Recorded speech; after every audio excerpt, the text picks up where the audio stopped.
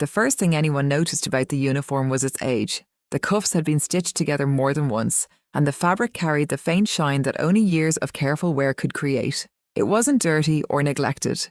Every crease had been pressed, every button polished. Time had simply left its mark. To most people, it looked outdated.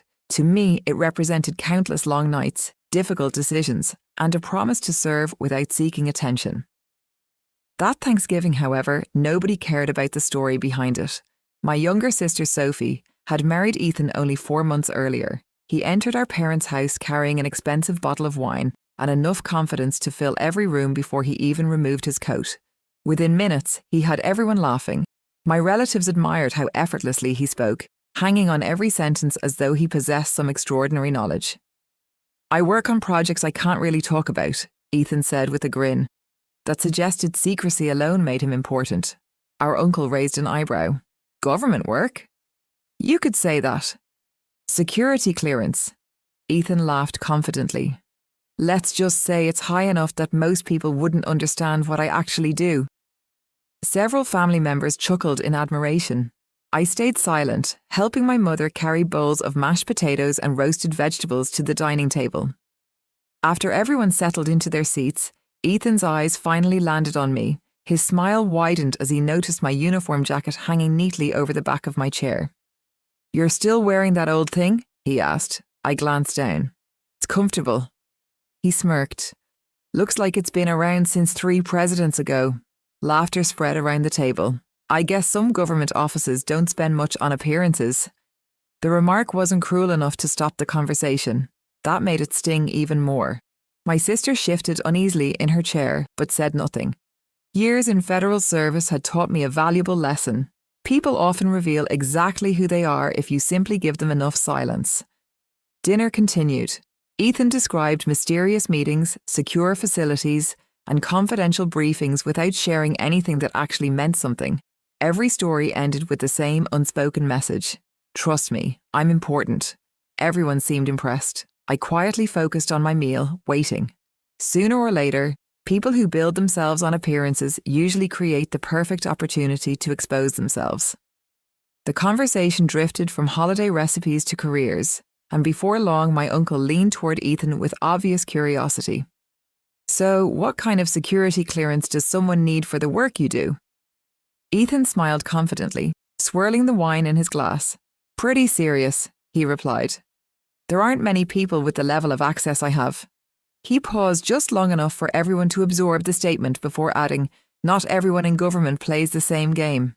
His eyes settled on my worn uniform. "Some people mostly handle paperwork." The room filled with awkward chuckles. No one looked at me. They were still watching him. I calmly took another bite of turkey before speaking for the first time in nearly 20 minutes. "What adjudication process handled your clearance?" Ethan blinked. "What?" "Your background investigation," I repeated evenly.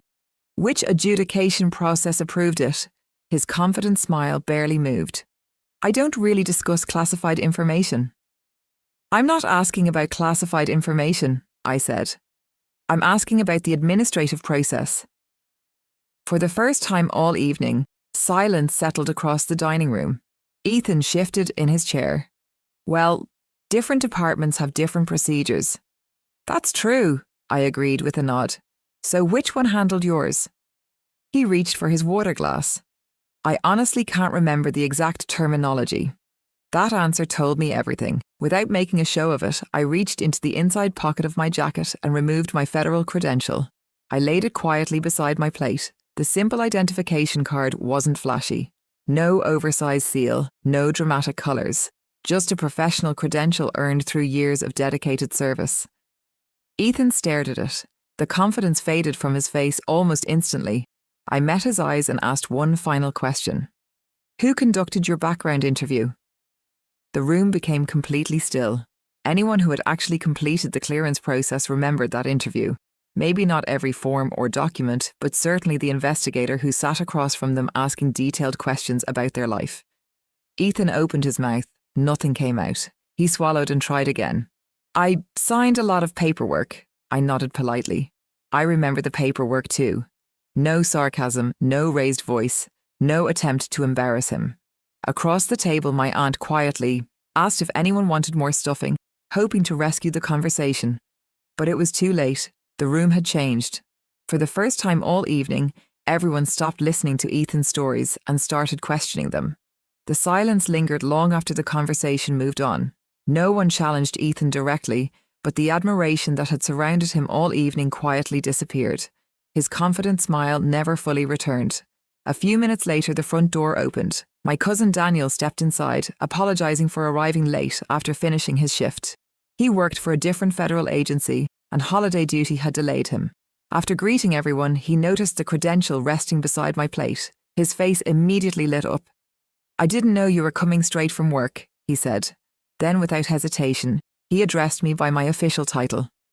Several relatives exchanged surprised glances. Daniel smiled warmly. "I wanted to thank you. Your office helped our department with a major issue last month. We couldn't have completed the project without your team's support." I smiled back. "It was a group effort. Everyone contributed."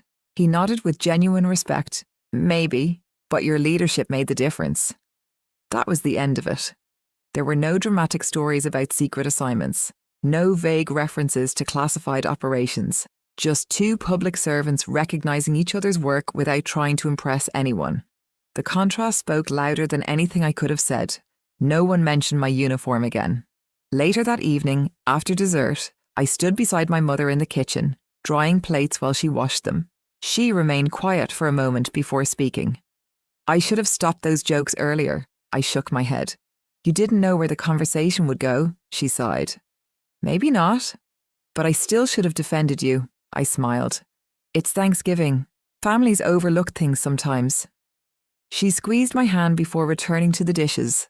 Across the room, Ethan spoke much more softly than he had earlier. The swagger was gone. He sounded like an ordinary man having an ordinary conversation. As everyone gathered their coats, he walked over to me near the front door. "I owe you an apology," he said sincerely. "I judged you by appearances." I studied him for a moment before answering. "We all make assumptions." He nodded. "I shouldn't have measured people by titles." "Or uniforms," I added gently. A faint smile crossed his face. "Fair enough." We shook hands, and a few minutes later he left with Sophie. That night, I hung the old uniform back in my closet.